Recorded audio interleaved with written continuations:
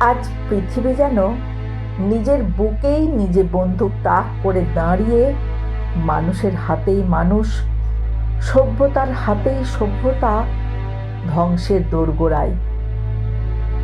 আকাশে যুদ্ধের মেঘ জমে, কিন্তু সেই মেঘে বৃষ্টি নেই। বারুদের কালো ফুল ফোটে শুধু, সমুদ্রের ঢেউ আজও আসে, কিন্তু তার কোলেও লুকিয়ে থাকে লোহা আর আগুনের গর্ভধারিণী জাহাজ। মানুষ নিজের তৈরি আগুনেই আজ প্রমিথিউসের মতো জ্বলে। নিজেরই বানানো সূর্য পারমাণবিক রৌদ্রে পুড়িয়ে দেয় সবুজ পৃথিবীর কোমল ঘাস। কিসের জন্য এই যুদ্ধ?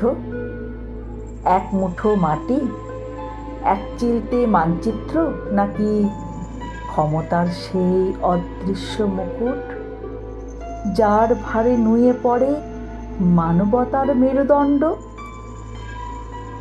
এই যুদ্ধ যেন অন্ধ মানুষের হাতে আয়না, দেখার নয়, ভাঙার জন্যই জন্ম।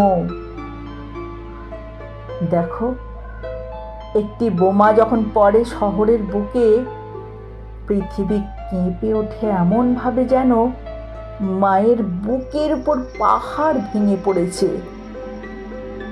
শিশুর কান্না আজ পৃথিবীর সবচেয়ে বড় ভাষণ।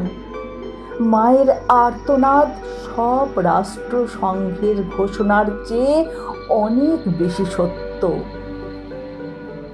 যুদ্ধের বিজয়ী কেউ নয়, কেবল কবরের সংখ্যা বাড়ে, শূন্য ঘরের সংখ্যা বাড়ে, আর আকাশের তারা এক এক করে নিভে যায় মানুষের চোখে।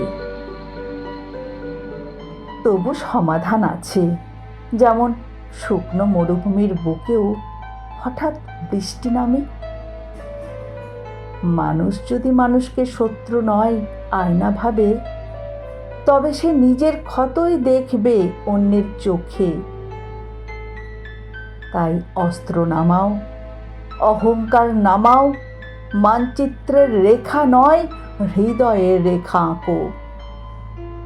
কারণ পৃথিবী কোনো যুদ্ধক্ষেত্র নয়, এক বিশাল দোলনা, যেখানে মানবতা এক নবজাত শিশুর মতো ঘুমিয়ে আছে।